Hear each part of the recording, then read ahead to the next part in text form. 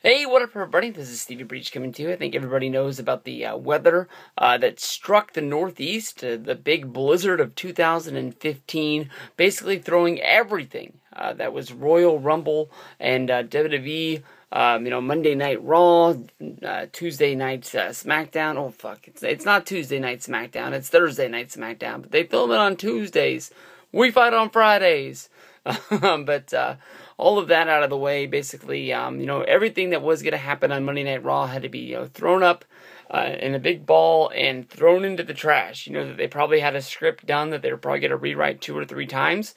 And they probably also had a SmackDown script that they were working on at the time. Now, it reminds me a lot of back in the day when you used to watch Monday Night Raw on USA. Back when the WWE contract wasn't as big as it is now. Basically, Raw used to be bumped by the Westminster Dog Show. Now, finally, USA has its priorities set. Basically, that the Westminster Dog Show does air on USA.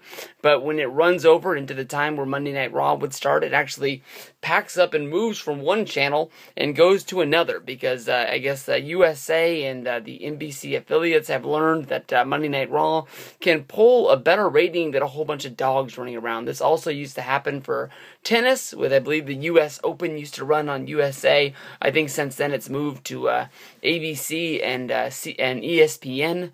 But every once in a while, they used to have to pack up Monday Night Raw and move it to Thursday for a good old Thursday Night Raw. And these used to be really big back in the day because basically they knew that you were having to change around your entertainment television watching schedule in order to watch wrestling that night. So they would make sure that they would make those shows jam-packed as possible to make sure that the next time they did it, you made sure that you did not miss Monday Night Raw on a special night. And they are going out of the way. It seems that everybody in the world of wrestling wants to talk about Daniel Bryan. Why Daniel Bryan didn't win the Royal Rumble? Well, at least this year he got a number and he was involved. He came down number 10. He was eliminated pretty fast. And they sold it like $1 million. That it was a big shocker that Daniel Bryan was eliminated by Bray Wyatt. A lot of people are saying that Bray Wyatt got to spend about 40 minutes in the Rumble. He got that big, and one guy comes in, another guy comes in, he gets that big Diesel or Mabel-like moment where he's just eliminating fools, waiting on the next one to come in. Rikishi got one of those as well. Kevin Nash is another guy, just dumping guys like crazy. Bray Wyatt was that guy, and a lot of people are debating about where they think they're going and what they think they're doing, but it seems that Daniel Bryan is not done with his long-standing feud with Kane to bring viewers into a special. I think this is just going to be a normal SmackDown, but I think a lot of people are going to be treating this like must-watch television since SmackDown is going to be live on Sci-Fi this week. We're going to do, big main event matches. I wouldn't be surprised if we actually get the debut or the return of Randy Orton as a babyface, making his return finally. We've been waiting, for months and months. I first thought he was coming in at the Raw after Christmas. I thought he would come back a little bit for the Survivor Series. I thought he would definitely come back at the Royal Rumble, and all of these have been wrong. But the main event of this Thursday night SmackDown is going to be Daniel Bryan versus Kane in a casket match. This is probably one of the longest running feuds in WWE right now, basically, with everything that got Daniel Bryan and Kane to start teaming up as a tag team. One guy saying he was the tag team champion, the other guy saying he was the tag team champion.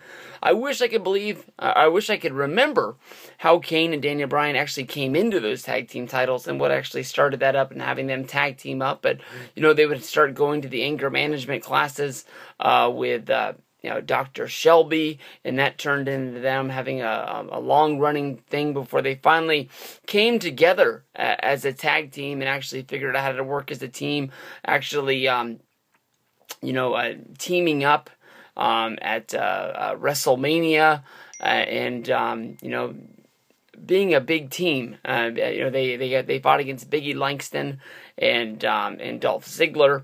Was that Biggie Langston's debut WrestleMania match? I'm really surprised. I sort of honestly had forgotten about that. But fun times is coming our way. A casket match on television. I know that most people think of casket matches being used for The Undertaker, but I think this is honestly the way to kill off the feud and actually, put, the Kane versus Daniel Bryan, feud to rest. When Corporate Kane, evolved out of the Kane character with him taking the mask off and handing it to Stephanie, Kane, to me, ultimately died, and they've been using him in a lot of main event scenarios, basically, with, him being one of the last guys into the Royal Rumble, with him being on the Team Authority, match at Survivor Series. He's just sort of like a glorified main event jobber guy. I can't remember the last time he actually won a big match that was out there, but something big's gonna happen, whether if it's Bray Wyatt interfering in this match.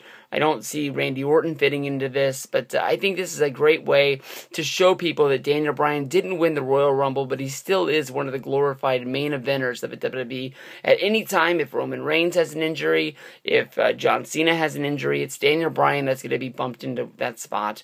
I wouldn't keep it too far on the back burner, thinking that Daniel Bryan is going to maybe have a heel turn out of this, but this is something that I don't really see anybody else talking about, and I'm still trying to mull it over in my head, seeing how this could pay off and what it's going to evolve into in the long run.